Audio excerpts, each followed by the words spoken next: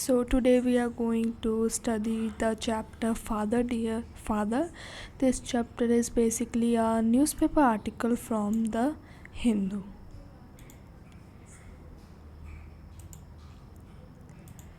Let's go over some of the new words introduced in the chapter.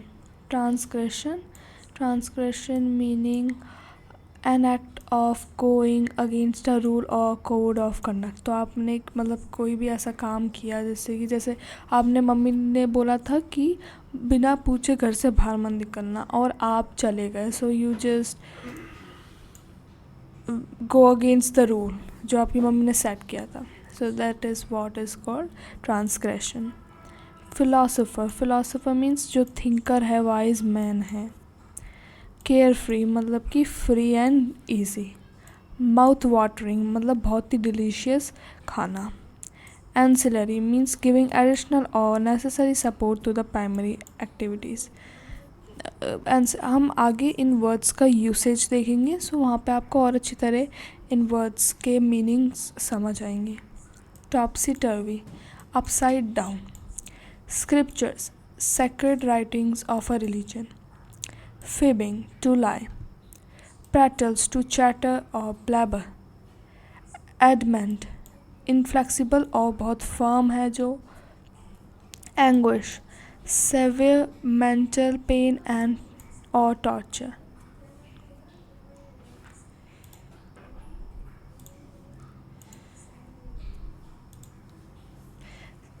Let's go over to the section 1 of the chapter. Dear Papa, this is in answer to your letter about my transgression.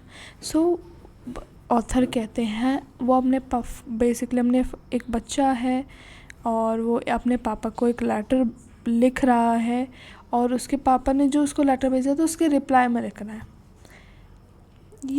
और अपने transgression के बारे में। तो transgression मतलब कि उसने कोई गलती कर दी है, उसके पापा ने कुछ कहा था और उसको उसने वायलेट किया, उस चीज़ को माना नहीं, ऐसे टाइप में यहाँ पे यूज़ किया है। Yes my first rank slip to the second. So basically उसने क्या हो गया, उसकी जो फर्स्ट रैंक थी वो स्लिप टू सेकेंड हो गई। You advice that I should think before answering the papers. आपने मुझे एडवाइस किया था कि मुझे आंसर पेपर लिखने से पहले अच्छी तरह समझ के लिखना चाहिए। Yes the operating work thing did make me reflect and these are the result of those reflections. हाँ, मैंने अच्छी तरह आपकी बात सुनी थी और अच्छी तरह सोच समझ के लिखा था और उसकी वजह से ही ये इतने ही मेरी रैंक आ पाई है, सेकंड भी आ पाई है।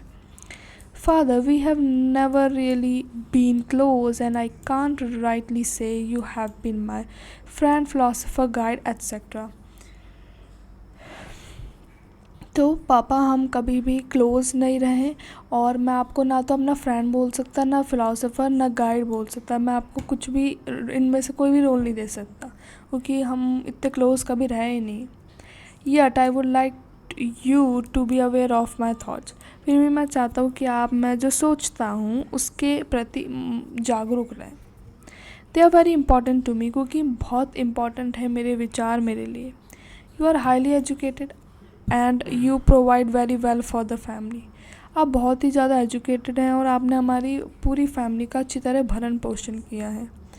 But in your departmental store do you apply Pythagoras theorem और Newton's law of gravity? For that matter does your doctor friend और लॉयर ब्रदर? तो आपके क्या डिपार्टमेंटल स्टोर में आपने कभी पाइथागोरस थ्योरम अप्लाई किया या न्यूटन्स लॉ ऑफ ग्रेविटी, या तो आपके डॉक्टर फ्रेंड या लॉयर ब्रदर ने?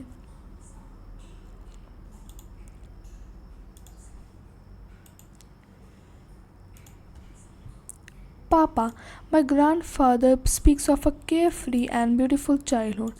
वो अपने पापा से बोलते हैं कि मेरे जो ग्रैंड फादर हैं, जो मेरे दादा हैं, वो एक केयर फ्री मतलब बिल्कुल फ्री, बिल्कुल कोई भी मस्त एंड ब्यूटीफुल चाइल्डहुड, एक बहुत ही अच्छा चाइल्डहुड के बारे में बात करते हैं। Off day spend in plucking mangoes and guavas from the orchards, तो प्लकिंग मीन्स तोड़ना, ऑर्चर्ड्स मतलब वहाँ जो स्पेसिफिकली जो फील्ड होता है इसमें फ्रूट ट्रीज उगते हैं। Of picnics on the banks of the river where the man cooked mouth-watering food, of playing marbles and gilli danda. तो उनने ये उनके दादा इन सब चीज़ों के बारे में बताते हैं कि वो कैसे मैंगोस और guavas तोड़ते थे फ्रॉम द ऑर्चर्ड्स, और पिकनिक्स बनाते थे on the bank of the river, और कैसे माउथ वाटरिंग फूड बनाते थे लोग, एंड ऑफ प्लेइंग वो मार्बल्स एंड गिल्ली डंडा अपने दोस्तों के साथ खेलते थे बचपन में उनके दादा। From his talk it seems studies were an ancillary subject and living and experiencing the major subject. उनकी बातों से, मेरे दादा की बातों से ये लगता है कि जो स्टडीज़ हैं, एंसिलरी मतलब वो तो एडिशनल सब्जेक्ट है, और जो लाइफ को जीना और एक्सपीरियंस करना वो मेजर सब्जेक्ट है। फादर इज़ ए फिबिंग, फिबिंग मीन्स क्या वो झूठ बोल रहे हैं, और is it possible that the world has turn टॉपसी टर्वी in just about 70 years. या तो ये भी हो सकता है कि जो वर्ल्ड है वो बिल्कुल ही बदल चुका है in just about 70 years.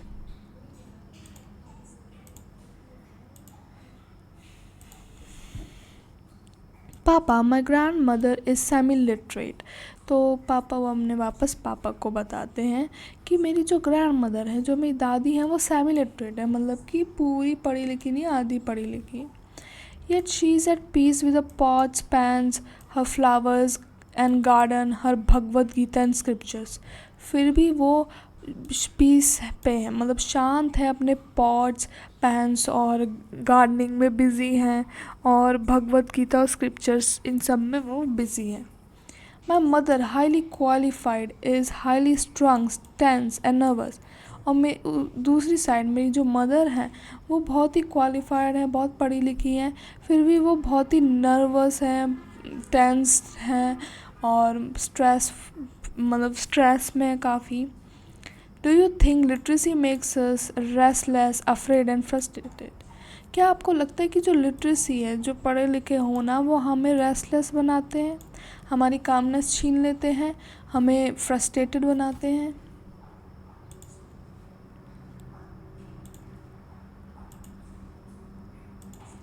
From here starts the section 2.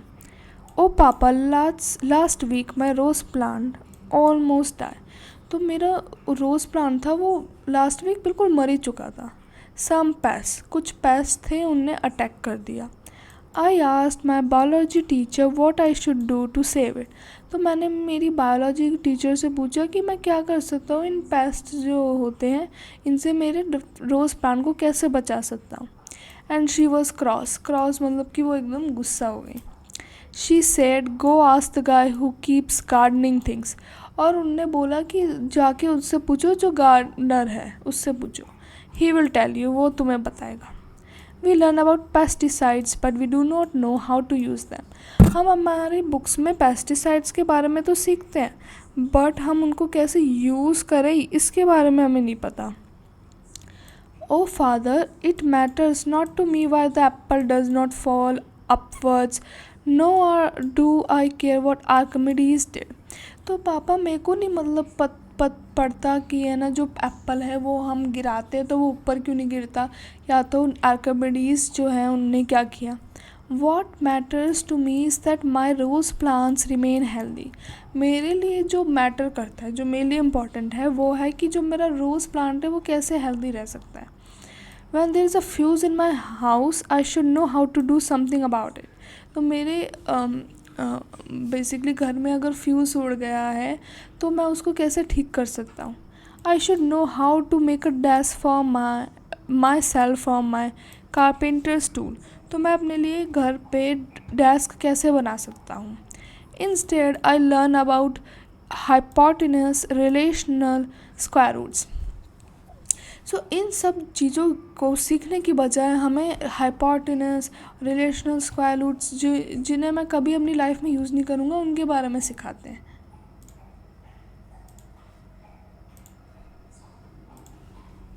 पापा, once I asked my grand mother how she got to be so wise. तो मैंने एक बार मेरी दादी से पूछा कि वो इतनी वाइज कैसी है, इतनी पीसफुल कैसी है। Do you know what she said? By living and experiencing. तो आपको पता है उन्होंने क्या बोला? उन्होंने बोला बस लाइफ को अच्छी तरह जीना और एक्सपीरियंस करना। एंड शी लाफ्ड एज दो I had asked something which was so obvious. और वो ऐसे ऐसे कि जैसे मैंने बच्चों जैसे सवाल पूछ लिया हो। आर वी लिविंग पापा और is life by passing us? What I fear is that if I were to meet Newton face to face I would fail to recognise him, so busy am I learning about him. तो पापा क्या हम असलियत में life को जी रहे हैं और या लाइफ बस ऐसी गुजर रही है, दिन ऐसे ही जा रहे हैं?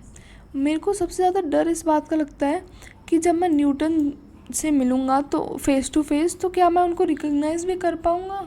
क्योंकि मैं किताबी भाषा में इतना फंसा हुआ हूँ।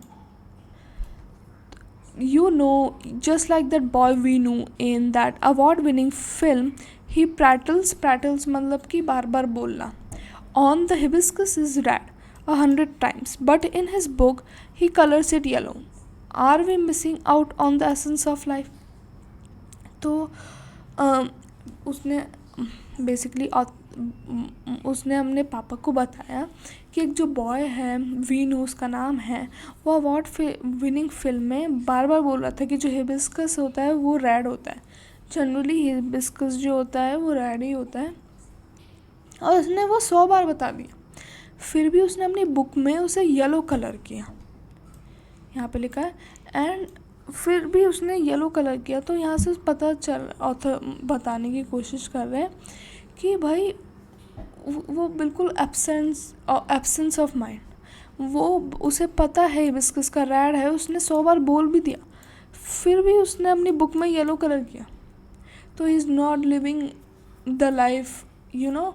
और वो एब्सेंस है माइंड का, और वो मतलब दिमाग में कुछ और चल रहा है, हो कुछ और रहा है लाइफ में। तो हम लाइफ को में प्रेजेंट मोमेंट में नहीं रह पा रहे, और लाइफ में एक्सपीरियंस नहीं ले पा रहे, अच्छी तरह जी नहीं पा रहे। हम इतने ज़्यादा स्ट्रेस हैं, आगे फ्यूचर के बारे में सोच रहे हैं या पास्ट के बारे में सोच रहे हैं। Are we missing out on essence of life? क्या हम एक जीने के तरीके को भूल चुके हैं, कैसे जीते?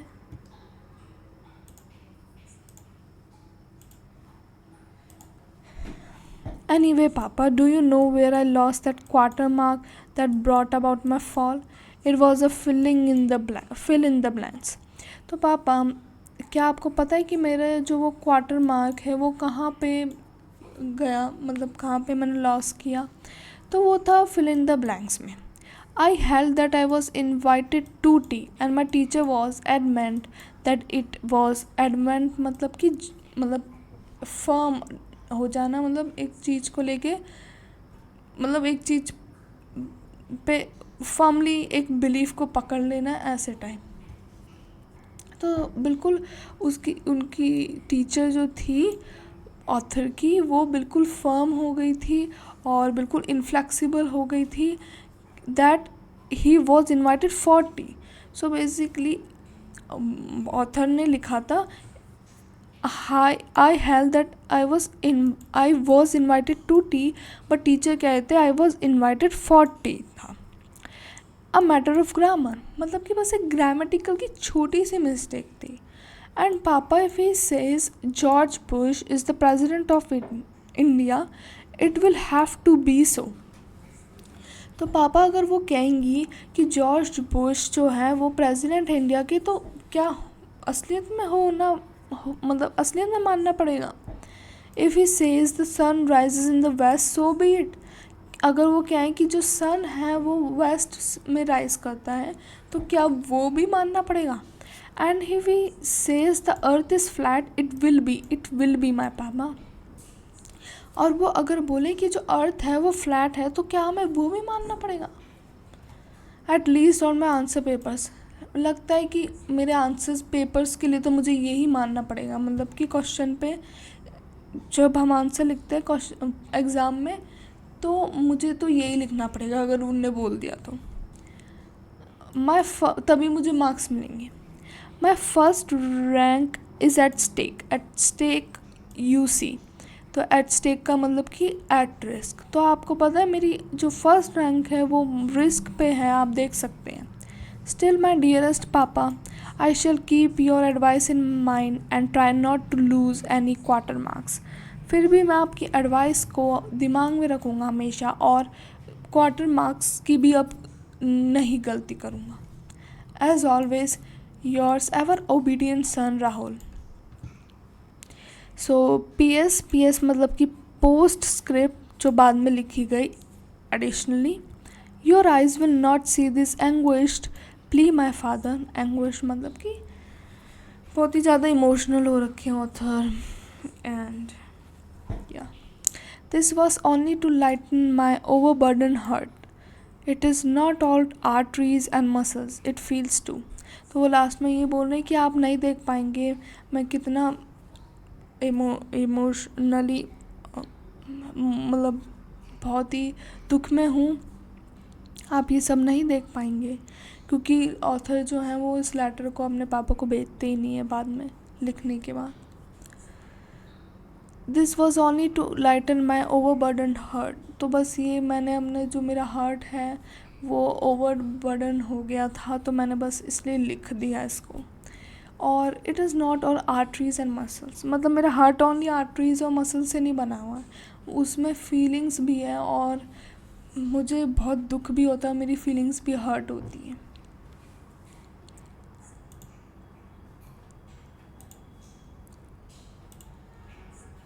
So that was all for the chapter. Let's go over to the summary of the chapter.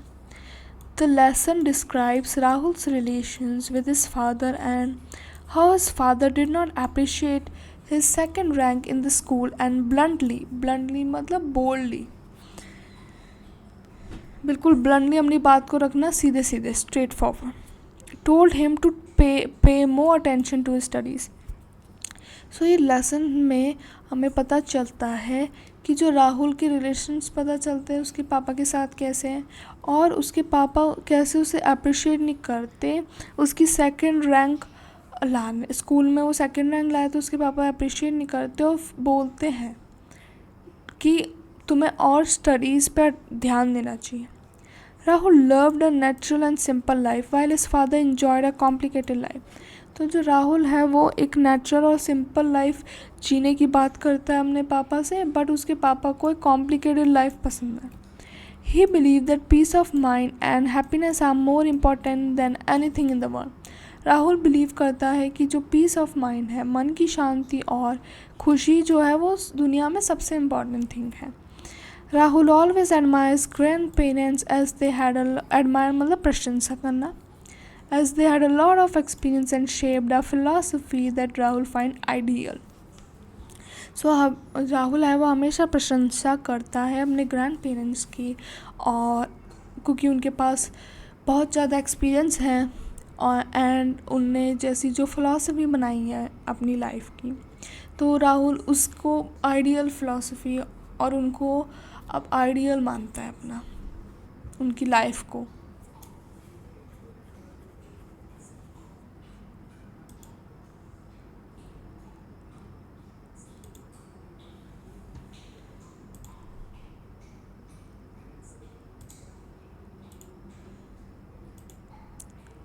Thanks for watching.